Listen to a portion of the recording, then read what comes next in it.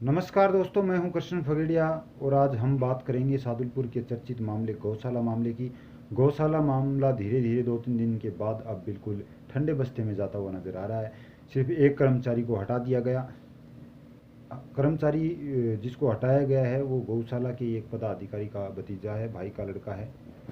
और उसके बाद ये जानने की कतई कोशिश नहीं की गई कि इसके संबंध आगे किन किन से जुड़े हुए हैं। हालांकि गौशाला को सरकारी अनुदान मिलता है।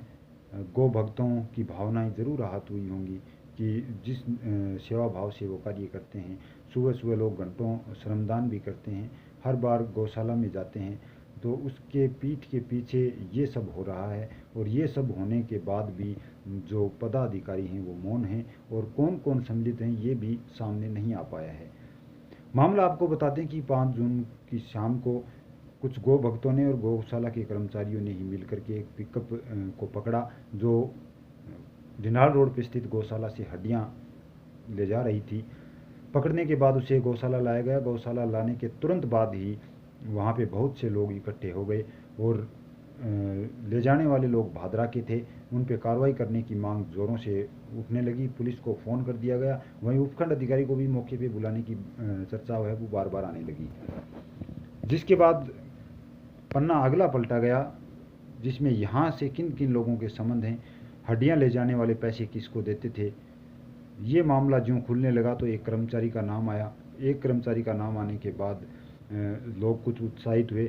धीरे धीरे अगले नाम खुलने ही वाले थे कि यूं ही मैं स्पष्ट तौर पे आपको बेबाक तरीके से कहूँ, धन्ना सेठों का नाम अगर उजागर होने ही वाला था कि उससे पहले लोग धीरे धीरे खिसकने शुरू हो गई। और लोग इतने कम संख्या में वहाँ बचे कि पुलिस मात्र उन 3 लोगों को थाने ले गई। और थाने ले जाने के बाद शायद पुलिस भी सोच रही होगी कि गौशाला का मामला है और गौ भक्त शहर के लोग काफ़ी संख्या में आने वाले हैं, मुकदमे दर्ज एक नहीं 2-3 भी हो सकते हैं। लेकिन पुलिस अगली रोज़ सुबह तक इंतज़ार करती रही, कोई भी एप्लीकेशन लेके थाने नहीं गया। मुकदमा दर्ज नहीं होने के कारण उन्हें 151 में दिखा करके और अगली रोज़ उपखंड अधिकारी के समक्ष पेश करके उन्हें छोड़ दिया गया। अब सवाल ये है कि हर मामले में बड़े लोग हैं वो बच जाते हैं और कर्मचारियों पे ही गाज गिरती है। इसमें गौशाला का एक कर्मचारी पे गाज गिरी, जबकि उसका ताऊ या चाचा संबंधित है, वही गौशाला में है। उस पर कोई चर्चा नहीं हुई, ना ही किसी ने ये जानने की कोशिश की कि ये पैसे अकेला कर्मचारी ही लेता था या कहीं और भी बांटे जाते थे। अगर अकेला कर्मचारी ही पैसे लेता था, आगे नहीं बांटे जाते थे, तो इतना मौन रहने की ज़रूरत कहाँ थी, मुकदमा दर्ज करवाने में कहाँ आपत्ति थी। इन सब के बीच अगली रोज़ सुबह एक वीडियो भी आया, जिस वीडियो में गौशाला का एक कर्मचारी 3,000 रुपये ले रहा है और हड्डियाँ डलवाने की बात भी कर रहा है। पास में एक कर्मचारी और भी दिखाई दे रहा है जिसका नाम अभी तक उजागर नहीं हो पाया है। सीधे तौर पे अगर मोटा मोटी हम सोच के चलें तो भी अगर गौशाला में जो हड्डियाँ चुराते थे उनकी कोल्ड जेल खंगाली जाए तो भी यहाँ पे बड़े पदाधिकारियों किन किन के नंबर आते हैं या नहीं आते हैं, ये मामले का खुलासा हो सकता है। लेकिन मामले का खुलासा होने से पहले ही मामला क्यों दब गया? क्या अभी भी मैं मानता हूँ कि शहर के गौ भक्त हैं जो निस्वार्थ भाव से गायों की सेवा करते हैं, उनकी भावनाएं ज़रूर आहत हुई होगी। और सरकार से भी इस गौशालाओं को अनुदान मिलता है। दोनों गौशालाएं एक दूसरे पे अपना भार डालती हुई नजर आई। सामने आके खुल के कोई नहीं बोल पाया, ना ही कोई शहर का आदमी। जिन लोगों की भावना आहत हुई हैं, मैं समझता हूँ वे लोग ज़रूर आगे आने को तैयार हैं, लेकिन वो जो चाहे कोई ज्ञापन दे या नामजद मुकदमा दर्ज करवाए, वो पीछे सहारा देने वाले लोग हैं। उनमें से आगे आने वाले लोग बहुत कम दिखाई दे रहे हैं। लेकिन फिर भी मामला गौशाला का ना हो तो भी ऐसे मामलों में हमेशा ही छोटे कर्मचारी पे गाज गिर जाती है और बड़े लोग हैं वो बच जाते हैं। बस यही कारण है कि कर्मचारी दोबारा बदल लिया जाता है और वही काम फिर से उसी तरह स्टार्ट हो जाता है।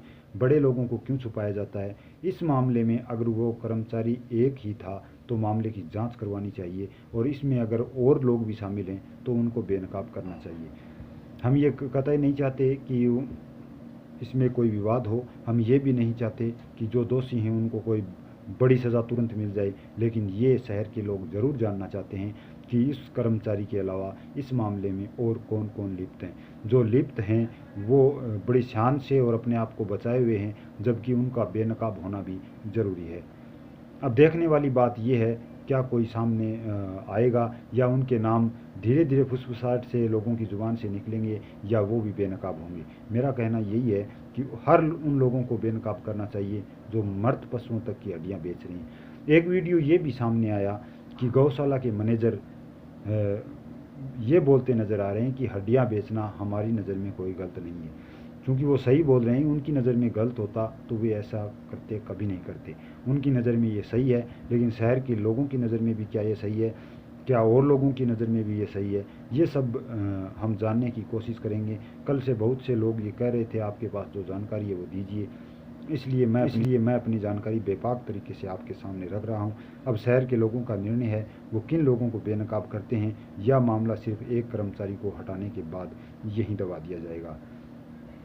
सिर्फ एक कर्मचारी को क्यों हटाया गया? अगर कर्मचारी रात को एम्बुलेंस लेके बाहर निकलता है, कर्मचारी ऐसे लोगों के संपर्क में रहता है, तो निश्चित ही वो अपने जो क्लोज लोग हैं उनको ज़रूर बताता होगा। जानकारी कहीं ना कहीं और भी छुपी हुई है।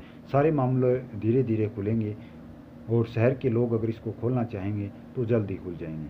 तब तक के लिए मैं कृष्ण फगड़िया, साधु।